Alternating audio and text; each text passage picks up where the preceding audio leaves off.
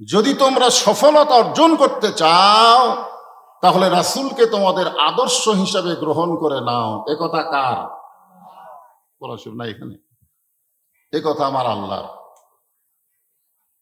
এই আয়াতকে সামনে নিয়ে আমি যতটুকু সময় পাই আপনাদের সামনে বলবো, একটু মনোযোগ দিয়ে সকলে শুনবেন।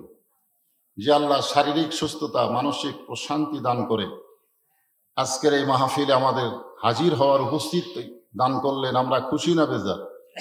তাহলে সকলে জবান খুলে বলি আলহামদুলিল্লাহ।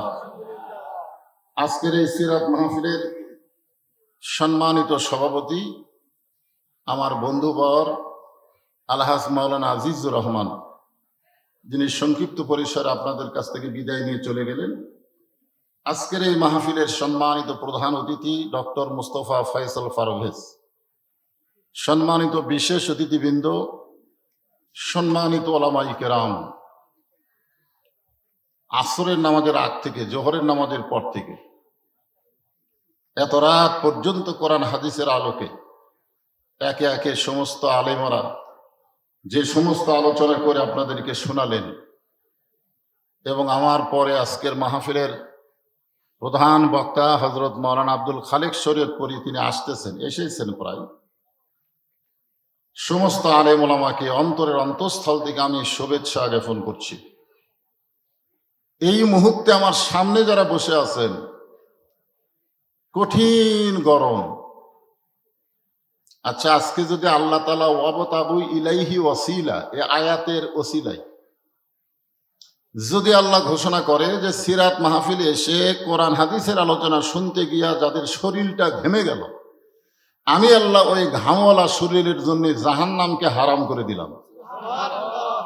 এ কথা শোনার পরে অনেকে সুবহানাল্লাহ বলেননি, মনে করছেন এত সহজ, শরীর ঘামলি জাহান্নাম হারাম হবে।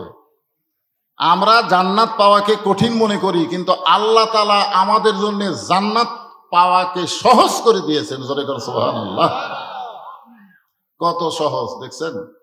আল্লাহ কোরআনে বলেন, ফাদখুলি ফি ইবাদি ওয়াদখুলি জান্নাতি। আপনারা কোন জায়গায় বসে আছেন? এটা কিসের বাগান? আমের বাগান?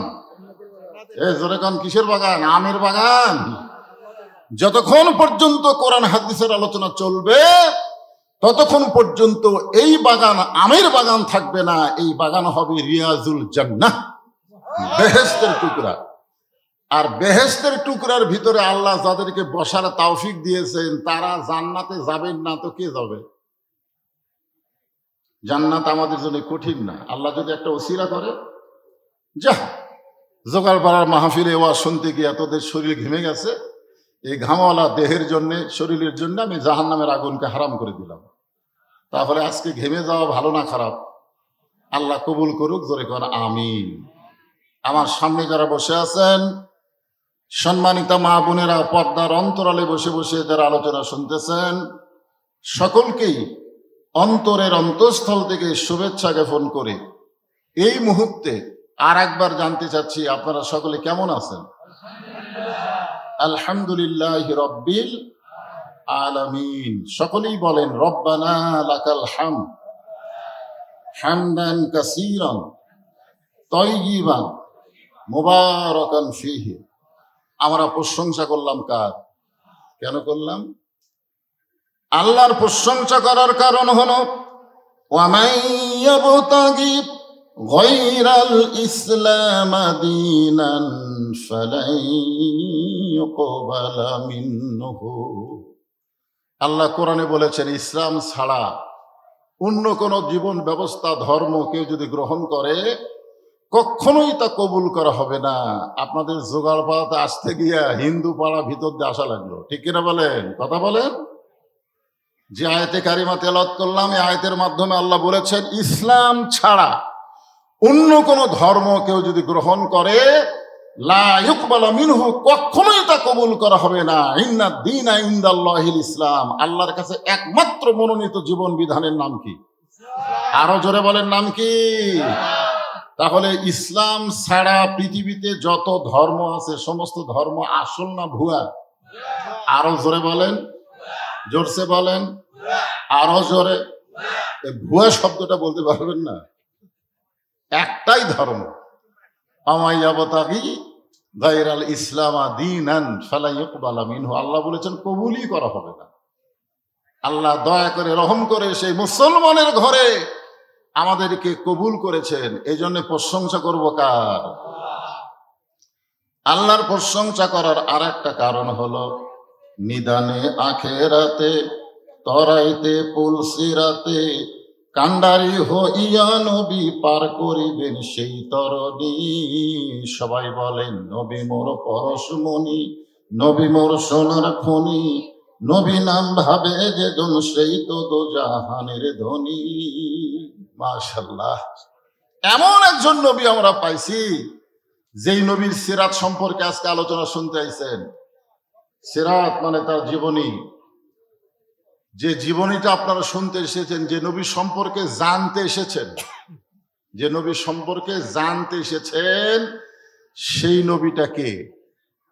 সেই নবীটা হলো আল্লাহ যখন হাকিম হয়ে আমাদেরকে আসামি বানায় বিচার শুরু করবেন, ওই সময় আমাদের নবী উকিল হবেন, ব্যারিস্টার হবেন, আমাদের পক্ষে আল্লাহর কাছে সুপারিশ করে আমাদের সবাইকে জান্নাতে পৌঁছায় দিবে। আল্লাহ রাসূল বলেছেন, আল্লাহ রাসূল বলেছেন আমার একজন উম্মতিনি বাইরে থাকা অবস্থায় আমি রাসূল ভিতরে ঢুকবো না। এটা কিসের বাহিরে? বুঝতে পারছেন আমার কথা? কি বুঝতে পারতেছেন যে একজন উম্মত, একজন উম্মতিনি মা বোনেরা মেরাজে আল্লাহ রাসূল জান্নাতের মধ্যে প্রবেশ করছেন। আল্লাহ নবীর সঙ্গে একজন ফেরেশতা ছিল, নাম হলো জিবরাইল। ফেরেশতা জিবরাইল বললেন ইয়া রাসূলুল্লাহ, আপনি কি জানেন এই জান্নাতের দরজায় কি লেখা আছে? তো আল্লাহ রাসূল বললেন জিবরাইল আমি জানি না যতক্ষণ পর্যন্ত আল্লাহ না জানায়। সুবহানাল্লাহ বলেন। তো জিবরাইল বললেন হুজুর জান্নাতের দরজায় লেখা আছে সালামুন আলাইকুম তিবতুম ফাদখুলুহা খালিদিন।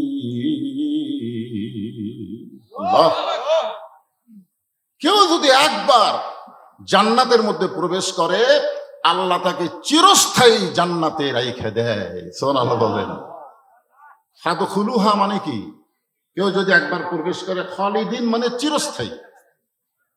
এখন হয়তো আপনারা বলবেন হুজুর আদম আলাইহিস সালামকে আল্লাহ জান্নাতের মধ্যে রাখছিলেন কিন্তু আবার জান্নাত থেকে বের করে দিয়েছেন। আপনার কথা অনুযায়ী জান্নাতের মধ্যে ঢুকলে তো আর বাড়ার লাগবে না। এটা কি আমার কথা না আল্লাহর কথা? জোরে গান কার কথা? ফাদখুলুহা খালিদিন। যদি আপনারা কেউ প্রশ্ন করেন যে আদম আলাইহিস সালামকে তো আল্লাহ জান্নাতে রাখছিল, তাহলে জান্নাত থেকে বাইর করে দিল কেন?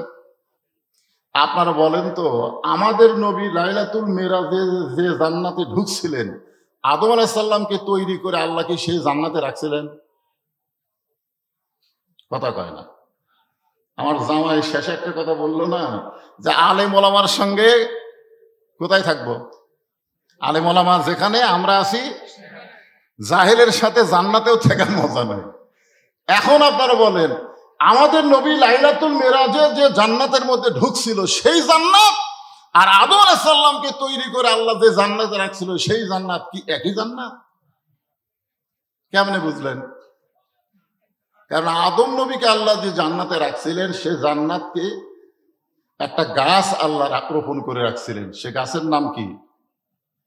আপনারা একটা তো নাম জানেন, সে বলেন না কেন? কি নাম? একটা গন্ধ মেরে লাগিয়া আল্লাহ বানাইছে দুনিয়া, এরকম একটা গান আপনারা শুনেননি? আল্লাহ বলেছেন ওয়ালা তাকরাবা হাযিহি শাজারাতা ফাতাকুনা মিনাজ জালিমিন। আদম ওই গাছের কাছে যাইও না, ওই গাছের কাছে গেলে জালেমদের অন্তর্ভুক্ত হয়ে যাবে। আপনারা বলেন তো আদম আলাইহিস সালামকে আল্লাহ জান্নাত দিয়েছিলেন ইবাদতের আগে না ইবাদতের পরে? কথা বলা লাগবে, ইবাদতের আগে না পরে?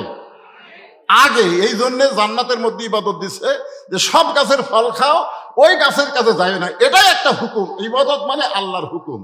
ইবাদত মানে খালি নামাজ পড়া, রোজা করা, হজ করা, যাকাত দেওয়া, এইগুলো শুধু ইবাদত না। ইবাদত হচ্ছে আল্লাহর হুকুম। আল্লাহ যেটা করতে বলেছেন সেটা করতে হবে, যেটা নিষেধ করেছেন সেটা করা যাবে না। জোরে কোন ঠিক কিনা? হ্যাঁ, ইবাদত মানে আল্লাহর কি হুকুম। আল্লাহর হুকুম নামাজ পড়া লাগবে, সবসময় বলে চলবে, কথা কর। আল্লাহর হুকুম কি? নামাজ আদায় করো। তো সবসময় নামাজ পড়লে কি সব হবে? সূর্য যখন উদয় হচ্ছে তখন নামাজ পড়া যাবে? দ্বীপ্রহরে নামাজ পড়া যাবে? সূর্য অস্ত যাচ্ছে নামাজ পড়া যাবে? রোজা রাখো, সবসময় রোজা রাখা যাবে? আপনি যদি মনে করেন আল্লাহ রোজা রাখবার কইছে, আমি ঈদের দিনেও রোজা রাখবো, না। মানে আল্লাহর হুকুমটাই হলো ইবাদত। এখন আল্লাহ বলেছেন ওই গাছের কাছে যাইও না, ওই গাছের কাছে গেলি জালেম হয়ে যাবে। আদম আলাইহিস সালাম ওই ইবাদতটাও করবার পারেনি, গাছের কাছে গেছে। তো এই জন্য আল্লাহ তাআলা তাকে দুনিয়াতে পাঠালেন। ওই গন্ধম ফল খাওয়ার কারণে আল্লাহ তাকে দুনিয়াতে পাঠালেন, আর ঘোষণা করে দিলেন আর দুনিয়াও মাদরাতুল আখেরা। দুনিয়া হচ্ছে আখেরাতের একটা আবাদযোগ্য জায়গা, আর দুনিয়াও সিজনুল মুমিনিন। দুনিয়া হচ্ছে মুমিনদের জন্য জেলখানা। জোরে কার কথা ঠিক কিনা? জেলখানার কয়েদি যেমন ইচ্ছা অনুযায়ী চলতে পারে না, জেলের নিয়ম অনুযায়ী চলতে হয়। দুনিয়াতে যারা মুসলমান হবে তারা নিজের ইচ্ছা অনুযায়ী চলতে পারবে না, আল্লাহর হুকুম নবীর তরিকা মোতাবেক চলা লাগবে। জোরে কোন কথা ঠিক কিনা? এই জন্য তো মুমিনদের জন্য জেলখানা। জেলখানা মানে কি? আর সালাতু খায়রুম মিনান নাম শোনার পরে মুমিন ঘুম পাড়বি? এই কথা কন না কেন? ঘুম পাড়বে? আর সালাতু খায়রুম মিনান নাম শোনার পরেও যে ঘুম পাড়ে সে মুমিন না, কারণ সে জেলারের নিয়ম মানতেছে না। জেলার মানে আল্লাহ হুকুম করেছে ফজরে আজান হওয়ার সঙ্গে সঙ্গে ঘুম ত্যাগ করো, ঘুম হইতে নামাজ অতি উত্তম। আপনি যখনই নামাজ পড়তে যাচ্ছেন তখনই ফেরেশতারা বলতেছে আল্লাহ কি মজার ঘুম। সারা রাতের মধ্যে ফজর আজানের সময় ঘুমের মজাই আলাদা। আর সেই ঘুম বাদ দিয়ে তোমার ডাক মুয়াজ্জিনের আজান শুনে সে মসজিদে যায়। আল্লাহ বলে ফেরেশতা এরা দুনিয়াতে হলো জেলখানা, দুনিয়া থেকে বিদায় নেওয়ার সঙ্গে সঙ্গে এদের জন্য তাকায় আছে জান্নাত। জোরে বলেন সুবহানাল্লাহ। ফেরেশতা জিবরাইল বললেন এ রাসূলুল্লাহ, আপনি যদি চান যদি জান্নাত থেকে বের না হন তাহলে আল্লাহ আপনাকে জান্নাত থেকে বের করে দিবার পারবে না। বের করে দিবার পারবে? লিমা তাকুলু মা লা তাফআলুন। আল্লাহ যা বলে আল্লাহ তাই করে। আল্লাহ বলেছেন ফাদখুলুহা খালিদিন, কেউ যদি একবার জান্নাতে প্রবেশ করে সে চিরস্থায়ীভাবে জান্নাতে থাকবে। আপনি যদি বের না হন আল্লাহ আপনাকে বার করে দিবে না। খামাখা আপনি দুনিয়াতে কেন যাবেন? যে বছর রাসূল মেরাজ করেছেন সেই বছর রাসূলের জীবনে 3টা কষ্ট গেছে। কয়টা? 1 নম্বর কষ্ট হলো চাচা আবু তালেব মারা গেছে। আল্লাহ রাসূল বলেছেন মায়ের পেটে থাকা অবস্থায় আমি এতিম ছিলাম, কিন্তু দুনিয়াতে আসার পরে আমি এতিম ছিলাম না। অথচ আল্লাহ কোরআনে বলেছেন আলাম ইয়াজিদিকা ইয়াতীমান ফাআওয়া, আপনাকে আমি এতিম হিসেবে পাইছি। আর নবী বলতেছেন মায়ের পেটে থাকা অবস্থায় আমি এতিম ছিলাম, কিন্তু দুনিয়াতে আসার পরে আমি এতিম ছিলাম না। সাহাবারা বললেন হুজুর কেমনে এতিম ছিলাম না? রাসূল বললেন ভাগ্যগুণ এমন একটা চাচা পাইছি, যেই চাচা আমাকে এমন আদর দিয়া দয়া দিয়া মহব্বত দিয়া লালন পালন করেছে, আমার যে বাবা নাই এটা আমি কখনো বুঝতেই পারিনি। সুবহানাল্লাহ, জোরে বলেন। তাহলে আবু তালেব রাসূলকে কেমন লালন পালন করেছেন। এরপরও আবু তালেবকে জাহান্নামের আগুনে পুড়তে হবে, কারণ আবু তালেব রাসূলকে ভালোবেসেছেন কিন্তু রাসূলকে অনুসরণ করেনি। আমার কথা কি বুঝলেন? আপনারা যতই নবীকে মহব্বত করেন, ইয়া নবী সালাম আলাইকে বলে যতই কান্দাকাটি করেন, আবু তালেবের মতো রাসূলকে মহব্বত কেউ করে নাই। রাসূল নিজে বলেছেন আমার বাবা না থাকার পরেও বাবা নাই এটা আমি বুঝতে পারিনি।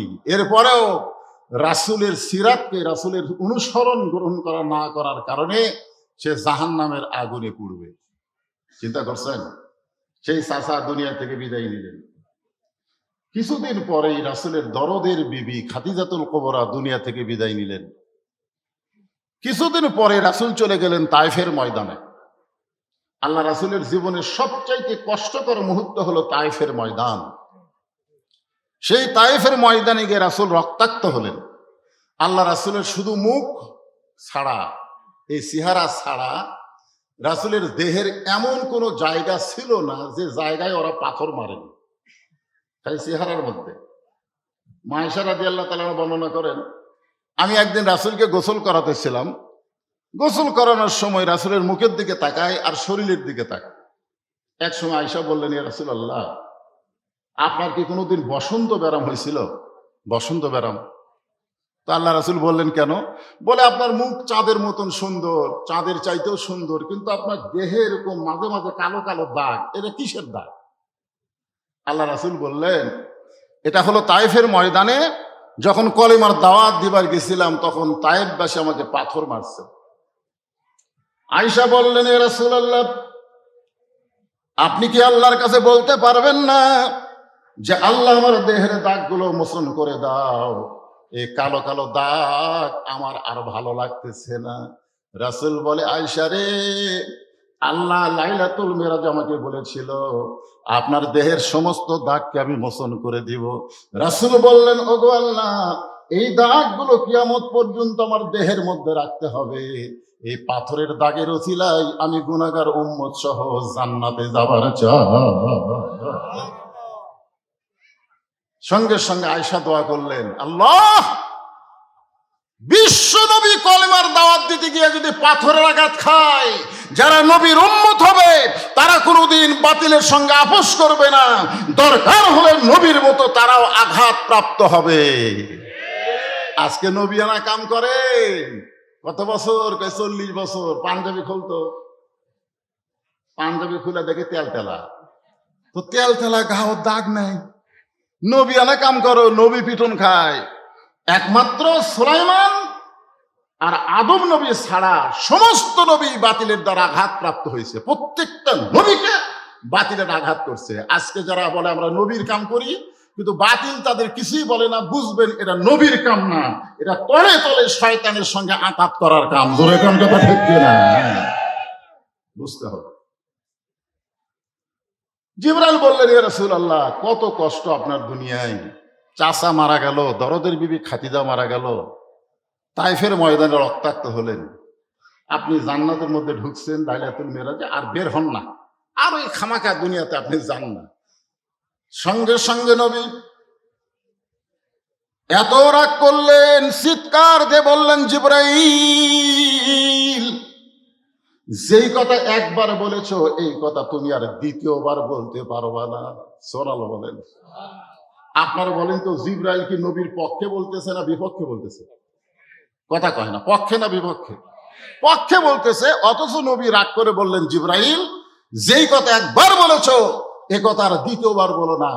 আমি নবী আমার জন্য না, আমি নবী হলাম আমার উম্মতের জন্যে।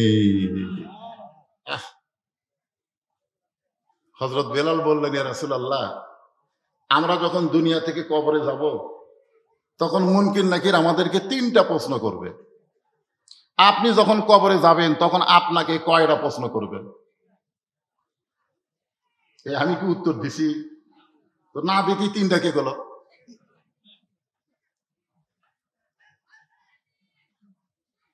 একজন সাহাবী হযরত বেলাল, তিনি নবীকে প্রশ্ন করতেছে, ইয়া রাসূলুল্লাহ, আমরা যখন কবরে যাব, মুসলমান যখন কবরে যাবে, মুসলমানদেরকে কয়টা প্রশ্ন করা হবে?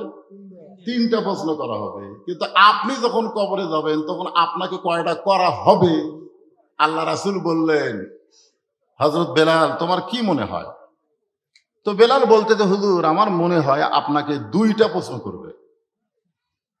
তো আল্লাহ রাসূল বললেন, কি কি 2টা করবে?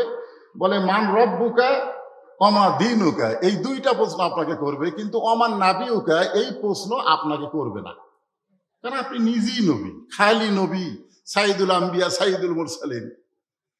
তখন আল্লাহ রাসূল কানলেন, খুব কানলেন।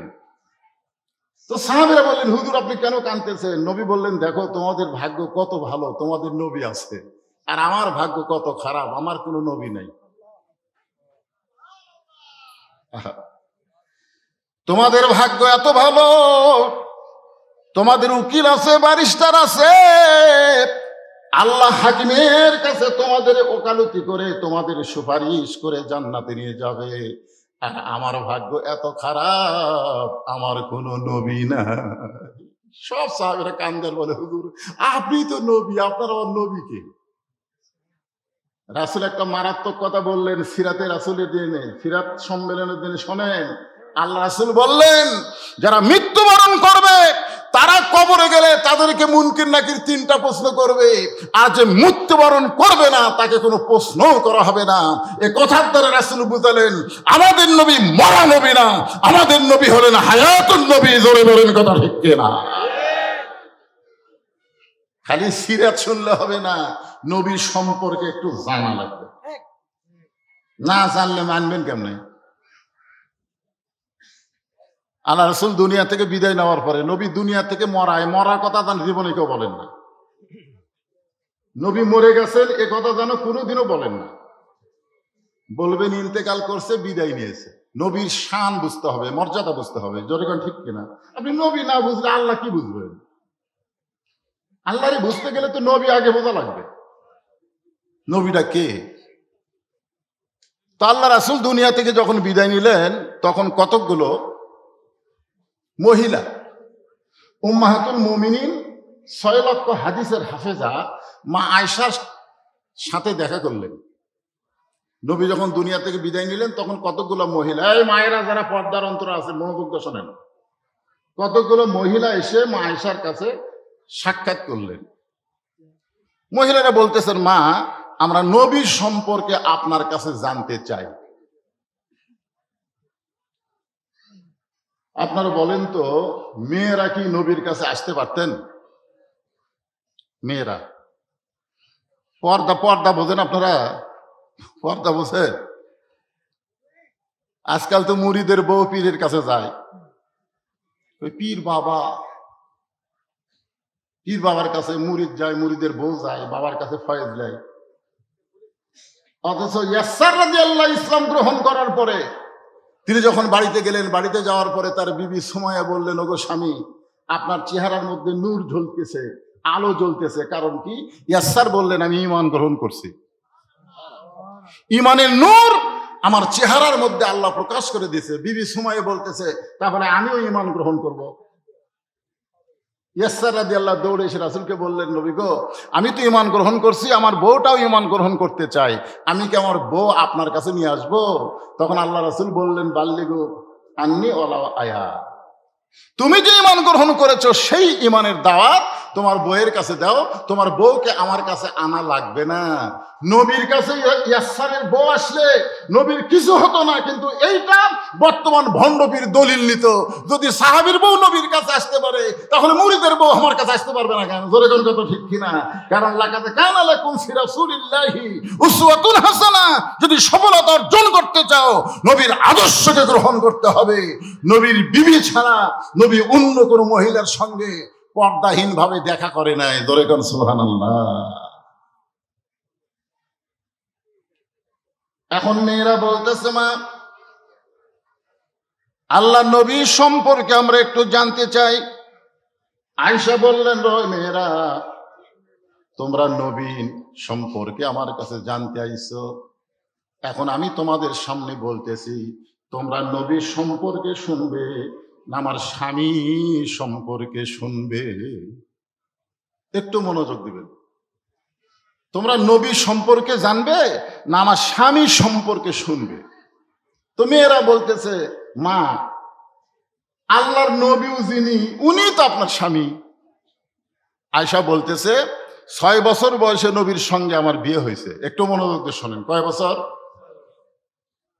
6 বছর বয়সে বিয়ে হয়েছে, আর 9 বছর বয়সে আমি নবীর ঘরে আইছি।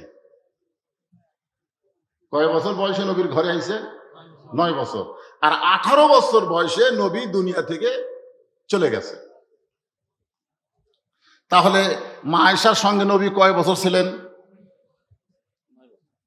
একটু হিসাব করেন না। নবীর উম্মত গরমের মধ্যে কি বিরক্ত লাগতেছে? একটু হিসাব করেন, 6 বছর বয়সে বিয়ে হয়েছে, 9 বছরে নবীর সংসার আইছে, 18 বছরে নবী দুনিয়া থেকে বিদায় হয়ে গেছে। তাহলে মাঝখানে 9 বছর। মা আয়েশা বললেন, এই 9 বছরে আমি নবী কি দেখেছি মাত্র 3 বার, আর আমার স্বামীকে দেখেছি আমি হাজার হাজার বার। এখন তোমরা কি নবী সম্পর্কে শুনবে না স্বামী সম্পর্কে শুনবে? আপনাদের কি ধারণা আমাদের নবী কি অতি মানব? এই না আমাকের মতোই? অনেকে বলে আমরাও যা নবী হতে, আমরাও যা নবী হতে। এক বক্তা ওয়াজ করতে বলতেছে আমরা মাটির তৈরি, নবীও মাটির তৈরি। তখন সাইড থেকে একজন বলতেছে তাহলে আমরা যা নবী হতাই রে। 4 সূরজ গ্রহ তারা তারি নূরের ইশারা, নইলে যে অন্ধকারে ডুবিত এই ধরনী। সবাই বলেন নবী মোর পরশমণি, নবী মোর সোনার খনি, নবী নাম ভাবে যেজন সেই তো দোজাহানের ধনী। নবী যখন স্বামী ছিলেন, পৃথিবীর শ্রেষ্ঠ স্বামী ছিলেন। আমরা যতই স্বামী হই না কেন, আমার নবীর মতো ভালো স্বামী পৃথিবীর কেউ হতে পারে নাই। আল্লাহ নবী যখন নবী ছিলেন, পৃথিবীর শ্রেষ্ঠ নবী ছিলেন। নবী যখন বদরের জিহাদে যাচ্ছেন, পৃথিবীর শ্রেষ্ঠ সেনাপতি। আল্লাহ নবী যখন না খেয়েছিলেন, নবীর মতন না খেয়ে কেউ থাকে নাই। ক্ষুধার জ্বালায় নবী পেটে পাথর বাঁধছেন। আল্লাহ নবী যখন অত্যাচার সহ্য করেছেন, নবীর মতন অত্যাচার সহ্য কেউ করে নাই। আমার আল্লাহর নবী যখন নানা হয়েছেন, নবীর মতন শ্রেষ্ঠ নানা এই দুনিয়াতে কেউ হবার পারে নাই। আবার নবী যখন শ্বশুর হয়েছেন, ওসমান রাদিয়াল্লাহু বলেন, দুনিয়ার কে কেমন শ্বশুর পাইছো জানি না, কিন্তু আমি এমন একজন শ্বশুর পাইছি তার মতন ভালো শ্বশুর এই দুনিয়াতে আর কারো নাই। জোরে কান সুবহানাল্লাহ। আপনি যেই দিকে যাবেন সেই দিকে আমাদের নবী শ্রেষ্ঠ। যার কারণে আল্লাহ বললেন, ওগো রাসূল, মা আতাকুমুর রাসূলু ফাখুযুহু ওয়া মা নাহাকুম আনহু ফান্তাহু। আপনি যেইটা করবেন সেইটাই করা আপনার উম্মতের জন্য ফরজ হয়ে যাবে, আর আপনি যেইটা নিষেধ করবেন সেইটা তাদের জন্য হারাম হয়ে যাবে। এই মনোযোগ দিয়ে শোনেন, নবী যা করেছেন সেটা আমাদের জন্য করা কি ফরজ? জোরে কোন করা কি? মা আতাকুমুর রাসূলু ফাখুযুহু, ফাখুযুহু মানে তোমরা সেটা গ্রহণ করো। ওয়া মা নাহাকুম আনহু ফান্তাহু, নবী যেটা নিষেধ করেছে সেটা তোমরা বর্জন করো। নবী শুধু কলেমার দাওয়াত দেয় নাই, নবী এক সময় গভীর রাত্রে মক্কা ছেড়ে মদিনায় হিজরতও করেছে। জোরে কোন কথা ঠিক কিনা ভাইজান? হিজরতও করেছে। আহারে, মদিনায় হিজরত করার পরে সর্বপ্রথম নবী, যারা উমরা করেছেন, হজ করেছেন, তারা জানেন, প্রথম একটা মসজিদ নবী নির্মাণ করলেন। প্রথম যে মসজিদকে বলা হয় মসজিদে কুবা। নাম কি? মসজিদে কুবা। আল্লাহ রাসূল বলেছেন, আমার নির্মিত প্রথম মসজিদে কেউ যদি 2 রাকাত নামাজ আদায় করে, আল্লাহ এত খুশি হয় তার আমল নামায় একটা ওমরা হজের সওয়াব দিয়ে দেয়। সুবহানাল্লাহ, জোরে কোন না কেন? আরে আপনি করতে পারবেন তো? একটু জোরে মহব্বতে সুবহানাল্লাহ কোন। আপনাকেও আল্লাহ হয়তো হজ করার সুযোগ না দিলে ওমরা করার তৌফিক দিয়ে দিবে। সুবহানাল্লাহ বলেন। এই মসজিদে কুবা নবী নির্মাণ করলেন। নির্মাণ করার কারণ হলো নবুয়তের 10ম বৎসরে মেরাজ হয়েছে। সেই মেরাজে আল্লাহ তাআলা নবীকে 5 ওয়াক্ত নামাজ দিয়েছে। নবী নামাজ নিয়ে মক্কায় চলে আসলেন। 5 ওয়াক্ত নামাজ পাওয়ার পরে নবী 3 বছর মক্কায় থাকলেন। গোপনে গোপনে নবী সাহাবীদের নিয়ে নামাজ পড়েন। আর কোরআন শরীফের মধ্যে আল্লাহ বলেছেন, আকিমুস সালাত, নামাজ কায়েম করো। গভীর রাত্রে নবী বললেন, আল্লাহ, কোরআনে যত জায়গায় তুমি নামাজের কথা বলেছো, প্রত্যেক জায়গায় বলেছো নামাজ কায়েম করো, কিন্তু নামাজ কায়েম তো মক্কায় করা যায় না। নামাজ কায়েম করতে গেলে আজান দেওয়া লাগবে। আজান দেওয়ার পরে সবাই চলে আসবে, একজন ইমাম হবে, মুয়াজ্জিন আকামত দেবে, তারপরে নামাজ কায়েম হবে। কিন্তু আল্লাহর নবী নামাজ কায়েমের কথা আপনি বারবার বলতেছেন আল্লাহ, কিন্তু আমি তো নামাজ কায়েম করতে পারি না। তাহলে এরকম চোরের মতন নামাজ পড়লে কি হবে? আল্লাহ বলতেছেন আপনি যেভাবে নামাজ আদায় করতেছেন মক্কায়, এটার নাম হলো ইকরাউস সালাত, নামাজ পড়া। কিন্তু নামাজ পড়ার জন্য তো আমি আপনাকে পাঠাইনি, নামাজকে কায়েম করার জন্য পাঠাইছি। বর্তমানে আপনাদের জোগাড় বাড়াই আমরা মসজিদে এশার নামাজ পড়লাম, এইটা কিন্তু নামাজ কায়েম হলো না। কারণ আমরা যখন নামাজ পড়লাম তখন আমাদের মুসলমান দাবি করা কিছু মানুষ বাহিরে হট্টগোল সরগোল করলো, জোরে কোন কথা ঠিক কিনা? নামাজ পড়া অবস্থায় শোনা গেল ওরা রাস্তার মধ্যে সরগোল করতেছে। জিজ্ঞাসা করেন এশার নামাজ পড়ে তোমার নাম কি? বলে আমার নাম হলো আব্দুল্লাহ। আরেকজনকে জিজ্ঞাসা করলেন তোমার নাম কি? বলে আমার নাম হলো আব্দুর রহমান। তোমার নাম আব্দুল্লাহ, আব্দুর রহমান, অথচ এশার নামাজ মসজিদে হয়ে গেল, তোমার খবর কি? বলে আমি মুসলমান আছি কিন্তু আমি নামাজ পড়ি না। যতদিন পর্যন্ত বাংলার জমিনে নামাজ পড়া হবে, নামাজ কায়েম হবে না, ততদিন মক্কার ইসলাম হবে। আর মক্কার ইসলাম যে আকিমুদ্দিন, দিন কায়েম করা যাবে না। দিন কায়েম করতে গেলে নবীর সিরাতে মদিনার ইসলামকে গ্রহণ করা লাগবে। কথা বলেন, কথা বলা লাগবে। দিন কায়েম করতে হবে, নামাজ কায়েম করতে হবে। আল্লাহ বললেন ইয়া রাসূলুল্লাহ আপনি আফসোস করেন না, একদিন আপনি ঠিকই নামাজ কায়েমের পরিবেশ পাবেন। আর সেই পরিবেশের প্রথম মসজিদের নাম হলো মসজিদে কুবা। জোরে কোন সুবহানাল্লাহ।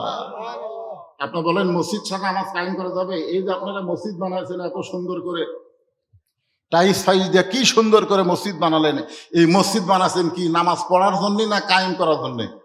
এই কথা বলেন, পড়ার জন্য না কায়েম করার জন্য? আল্লাহ রাসূল বললেন আজকে মসজিদে কুবায় নামাজের জামাত হবে, নামাজ কায়েম হবে। ইসলামে প্রথম যেই নামাজটা জামাতের সঙ্গে পড়া হয়েছে সেই নামাজের নাম হলো জোহরের নামাজ, আজান দিয়া। এর আগে নামাজ পড়া হয়েছে কিন্তু নামাজ কায়েম হয় নাই।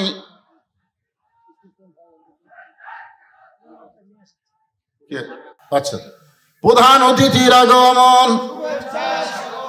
ফয়সাল পারভেজ সাহেবের আগমন, লিল্লাহি তাকবীর।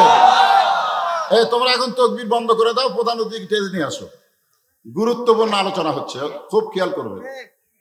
আমাদের আগামীতে বাংলাদেশে নামাজ কায়েমের পরিবেশ তৈরি করা লাগবে, নামাজ পড়ার পরিবেশ দিয়ে কাম হবি না। বুড়া হচ্ছে চামড়া ঢিল, আল্লাহর সাথে দিছে মিল।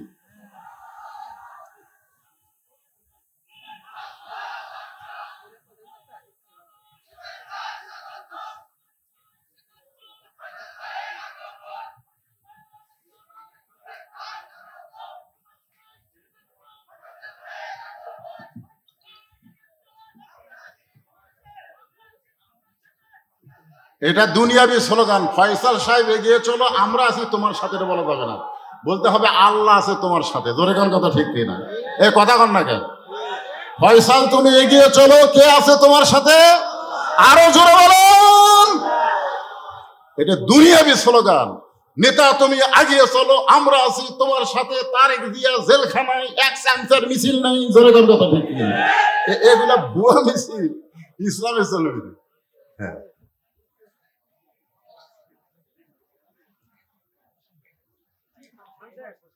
হ্যাঁ বসেন, প্রধান অতিথি বসতে। আমি যে কথাটা বলতেছি কি বলবো? বলবো? হ্যাঁ, মনোযোগ দেওয়া লাগবে। এখনকার কথাগুলো মনোযোগ না দিলে। মা আয়েশা কি বলতেছেন? আমি 9 বছরে নবীকে দেখছি মাত্র কয়বার? কয়বার? মাত্র। আর স্বামী হিসাবে দেখছি কতবার? এই কথার কোনোই গুরুত্ব দিলেন না। স্বামীকে দেখছি হাজার হাজার বার, আর নবী হিসাবে 9 বছরে দেখছি মাত্র 3 বার। এখানে আপনাদের বুঝাবার দিচ্ছি, যিনি নবী তিনি স্বামী, কিন্তু নবীর রূপ আলাদা, স্বামীর রূপ আলাদা, নানার রূপ আলাদা, আবার পিটন খাওয়ার সাইজ আলাদা, পিটন দেওয়ার সাইজ আলাদা। জোরে কোন কথা ঠিক কিনা?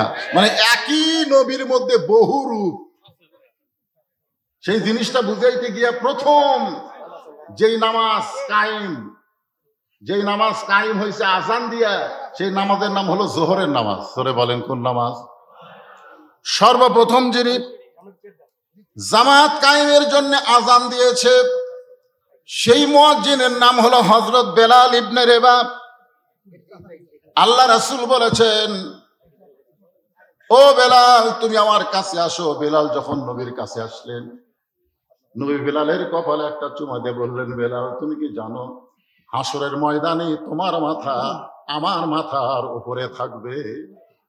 বেলাল ছোট বাচ্চার মতন কান্না শুরু করলেন, ইয়া রাসূলুল্লাহ আপনি হলেন বিশ্ব নবী, আপনার মাথার উপর আমার মাথা কেমনে থাকবে? আল্লাহ রাসূল বললেন, বেলাল শুধু তুমি নও, কিয়ামত পর্যন্ত যারা মসজিদে মুয়াজ্জিনি করবে এই মুয়াজ্জিনের মাথাটা ইমামের মাথার চাইতে আল্লাহ উপরে রাখবে। এখন আপনারা বলেন তো মুয়াজ্জিনের দাম কম না বেশি? সর্বপ্রথম এই মুয়াজ্জিন হযরত বেলাল।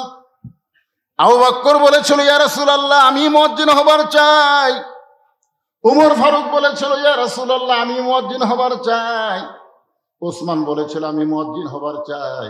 কারণ এত বড় দামি ফজিলত কেউ হাতছাড়া করবার চায় না।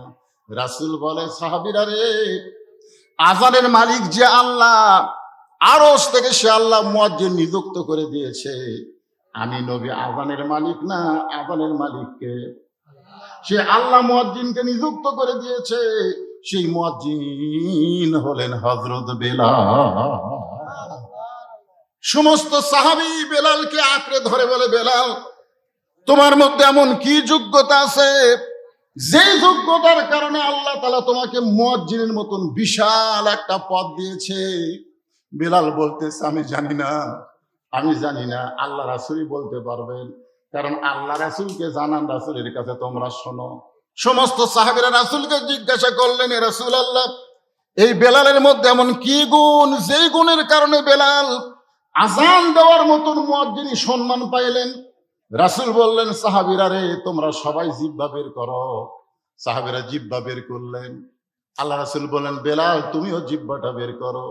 বেলাল যখন জিহ্বা বের করে সমস্ত সাহাবী তাকায় দেখে বেলালের জিহ্বার মাঝখানে ছিদ্র দেখা যায়।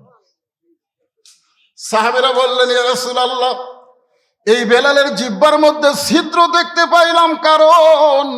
নবী বললেন, সাহাবীরা রে শুধুমাত্র কলেমাকে কলিজার মধ্যে ইকরার বিল লিসান তাসদিক বিল জানান আমল বিল আরকান, ঈমানটাকে কলিজার মধ্যে জায়গা দেওয়ার জন্য এই বেলালকে কাফের বেঈমানেরা সারাদিন মারছে। শুধু মারে নাই, বুকের উপরে পাথর চাপা দিয়ে রাখছে।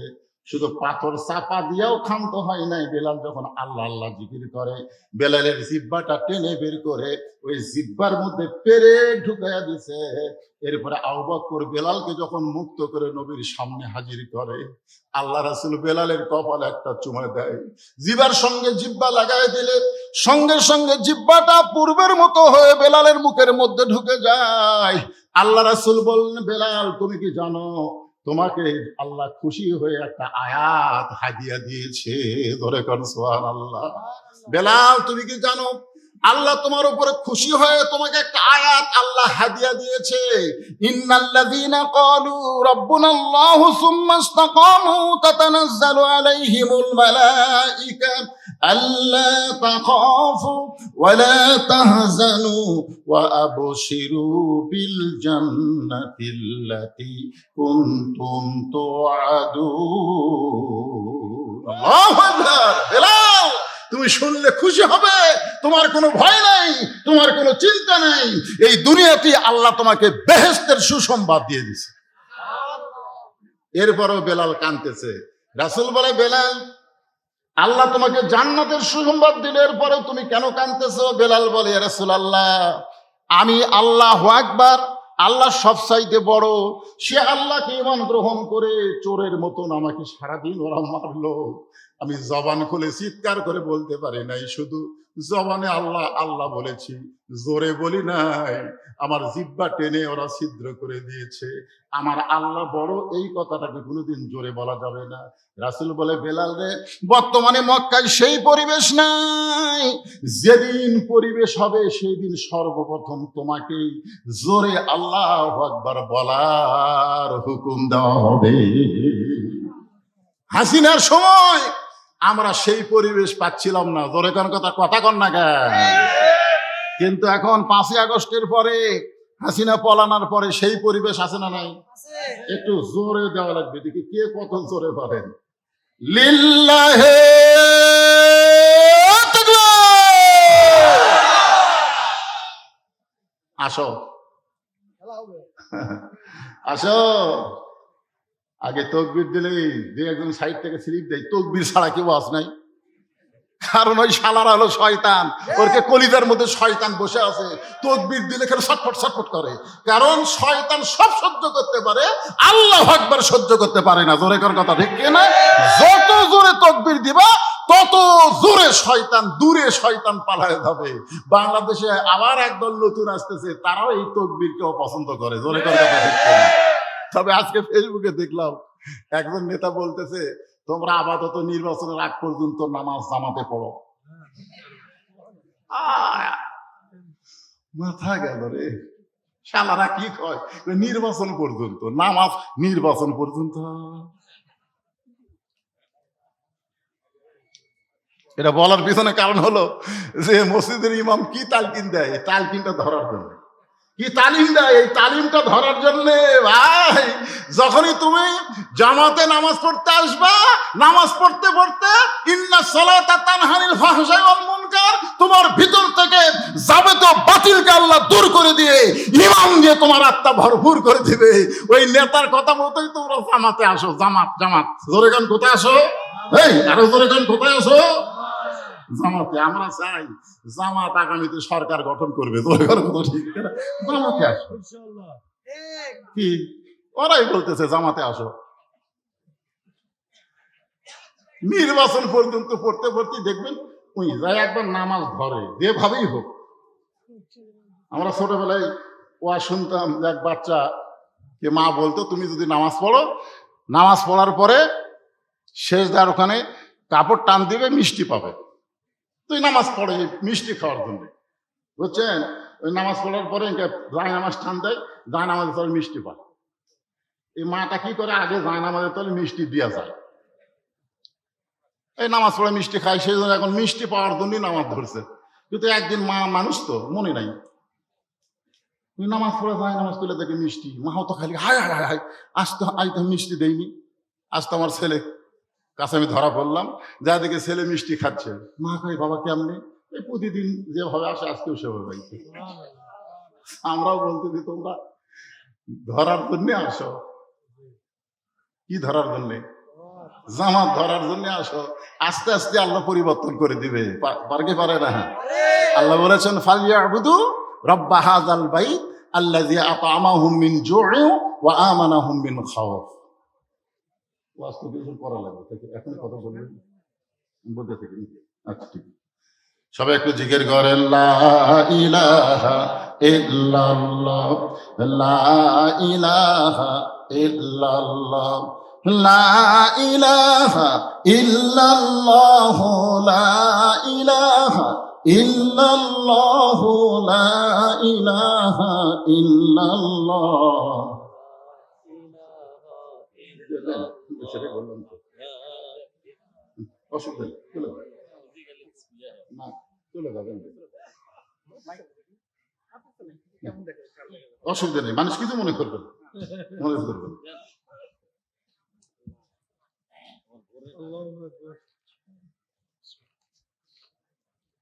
লিল্লাহে তাকবীর, লিল্লাহে তাকবীর, নারে তাকবীর। আলহামদুলিল্লাহ। সম্মানিত দিনী ভাইরা, আজকে আমাদের ঐতিহাসিক সিরাত সম্মেলনে আজকে আমাদের মাহফিলের মধ্যমণি প্রধান অতিথি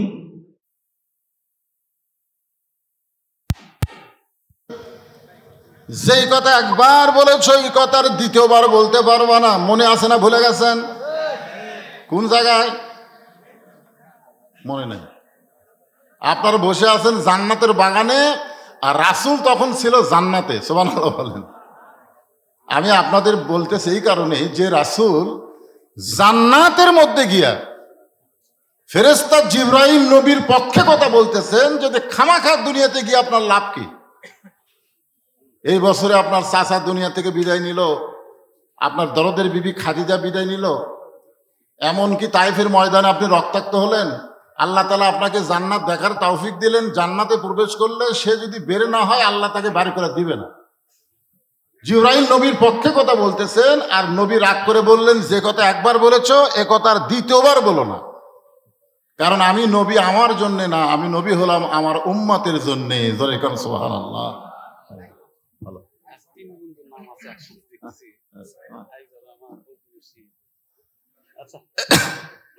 আমরা একই সঙ্গে আমার বন্ধু আপনাদের ইউনিয়নের জামায়াত ইসলামের সম্মানিত আমির, আমার কিন্তু বন্ধু, একই সঙ্গে আমরা অনেক দিন ক্লাস করেছি, সেই ক্লাস 8 থেকে একেবারে ফাজিল পর্যন্ত একসঙ্গে লেখাপড়া করছি। আজিজুর রহমান চলে গেল, সেও আমার ক্লাসমেট, আগে বলি। তাই বলতেছে আজকে 3 বন্ধুর নাম দেখলাম এক জায়গায়, মাশাআল্লাহ। তো কি বলতেছিলাম, যে আমি নবী আমার জন্য না, আমি নবী হলাম আমার উম্মতের জন্য। আমি সেই দিন, এই কথাটা মনে রাখেন, আমি সেই দিন জান্নাতে থাকার জন্য প্রবেশ করব, জান্নাতে থাকার জন্য। আমি সেই দিন, যেদিন আল্লাহ আমার সমস্ত উম্মতকে জান্নাত দিয়ে দিবে। এইদিকে তাকান, আপনারা খেয়াল করেন, যেই নবী নেতা জান্নাতে যায় আমাদের কথা বলেনি, এখন আপনারা কেমন নেতা নির্বাচন করবেন? যেই নেতা সংসদে গেলে আপনাদের কথা ভুলা যায়, জোগাড় ভাড়া এই জায়গাত আসার রাস্তাই নেই। আছে কি যে বেকায়দা আপনারা আছেন, একের কাহালো শেষ মুড়া, দুশ্চাচারও শেষ মুড়া, মাঝখানে বিরিদের ওই পার দুশ্চাচা, এবারে জোগাড় পাড়া। তা আমি আপনাদের যেটা বুঝাবার চাচ্ছি, সিরাতের মাহফিলে সকলে একটু জবান খুলে বলবেন, আমার নেতা তোমার নেতা। হলো না, এটা মেম্বার মার্কা স্লোগান হলো। আমরা ইসলামী আন্দোলনের, ইসলামী দলের যারা আসে তারা নেতা না, তারা হলেন আমির, তারা হলেন আমির, ইমাম। ইমাম মানে কি? খেয়াল করেন, ইমাম মানে কি? কতক্ষণ পর্যন্ত? আপনার যে এশার নামাজ পড়লেন, এশার নামাজ ফরজ কয় রাকাত? ধরে বলেন, ফরজ কয় রাকাত? ইমাম সাহেব যদি 3 রাকাতে বসে, আপনারা কি ইমামকে ধরে থাকবেন না আল্লাহু আকবার লোকমা দেবেন? তো দুনিয়ার সমস্ত যারা ইমাম হবে তার রাসূলের তরিকা মোতাবেক ইমাম হওয়া লাগবে। জোরে কোন কথা ঠিক কিনা? নিজে ইচ্ছা মতো ইমামতি করতে গেলে আমরা তাকে আর গ্রহণ করব না, লোকমা দিয়ে তাকে সাইজ করব। জোরে কোন কথা ঠিক কিনা? আজকের মাহফিলের প্রধান মেহমানের আগমন, লিল্লাহে তাকবীর, আব্দুল খালেক শরীয়তপুরী সাহেবের আগমন, আমার ছোট ভাইয়ের আগমন। অনেক ওয়াজ করছে এক সময়, তখন 2 ভাই ওয়াজ করতাম একসঙ্গে, আবার শুয়ে শুয়ে গল্প করতাম। আল্লাহ তাকে অনেক উপরে নিয়ে গেছে। ওয়ারাফা'না লাকা যিকরাক, আল্লাহ আরো সম্মান দান করুন। জোরে কর আমিন। তো ভাইজান এসে গেছে, আমি এলাকার মানুষ। আমাকে মেহেদে বলছে যে সাসমিয়া, আপনি যখন একটু কথা বলা শেষ করবেন তখন জনগণকে বলবেন তারা যেন এই মাহফিলের, এই সিরাত মাহফিলের খরচ বাবদ তারা যেন কিছু দান করে, তারা যেন কিছু হাদিয়া দেয়। তা আপনাদের কাছে যদি ব্যাগ যায়, রুমাল যায়, আপনারা 2-4 টাকা করে দিবেন না? দিবেন না? কারা কারা দিবেন না তারা হাত তোলেন।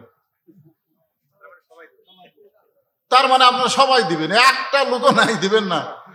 আচ্ছা, 10 টাকা, 20 টাকা, 50 টাকা, 100 টাকা কারা কারা দিবেন তারা একটা হাত তোলেন তো দেখি, তারা একটা হাত তোলেন তো দেখি।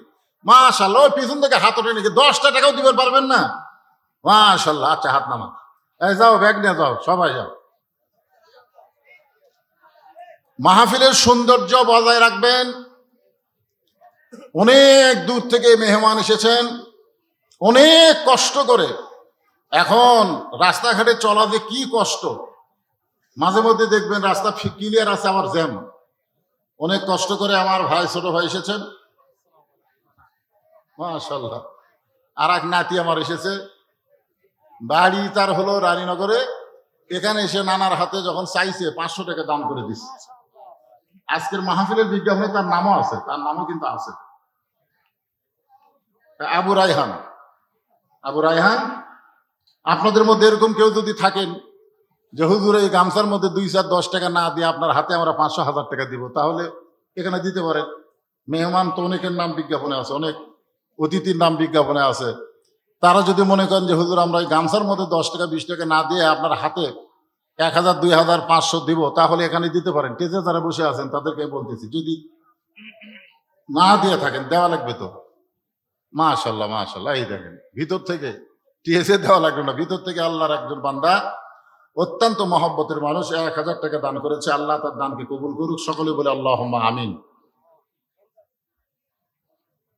কি আদায় হয়ে গেছে না হচ্ছে? সবাই একটু জিকির করেন, লা ইলাহা ইল্লাল্লাহ, লা ইলাহা ইল্লাল্লাহ, লা ইলাহা, লা ইলাহা ইল্লাল্লাহু মুহাম্মাদুর রাসূলুল্লাহ সাল্লাল্লাহু আলাইহি ওয়াসাল্লাম। আমি যে আয়াতে কারিমা তেলাওয়াত করেছিলাম, লাকাদ কানা লাকুম ফি রাসূলিল্লাহি উসওয়াতুন হাসানা, আয়াতটাকে সামনে নিয়ে এতক্ষণ আপনাদের সামনে কথা বললাম। যদি সফলতা অর্জন করতে চাই, তাহলে দুনিয়ার সমস্ত পানসা নেতা বাদ দিয়ে একমাত্র রাসূলের আদর্শ আমাদের গ্রহণ করা ছাড়া উপায়।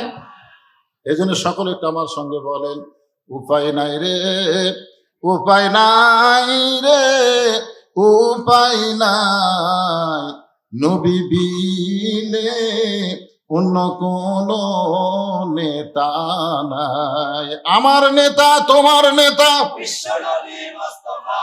আলহামদুলিল্লাহ, যতটুকু বললাম, বক্তা এবং শ্রোতা সকলকে আল্লাহ আমল করার তৌফিক দান করুক। এখন আপনাদের মাঝে আজকের মাহফিলের প্রধান আকর্ষণ, প্রধান বক্তা, প্রধান মেহমান আমার অনেক ছোট, আমাকে দেখে দেখে ওয়াজ শুরু করছিল। তো যাই হোক, আজকের মাহফিলে তো বড় আমার ছোট ভাই আলহাজ আব্দুল খালেক শরীয়তপুরী সাহেবকে মঞ্চ ছেড়ে দিয়ে আমি আপনাদের কাছ থেকে বিদায় নিচ্ছি। আবার দেখা হবে ইনশাল্লাহ আপনাদের ডিএস ফাজিল মাদ্রাসায়। ততদূর পর্যন্ত আল্লাহ তাআলা হায়াতে রাখুক। আসসালামু আলাইকুম ওয়া রাহমাতুল্লাহি ওয়া বারাকাতুহু।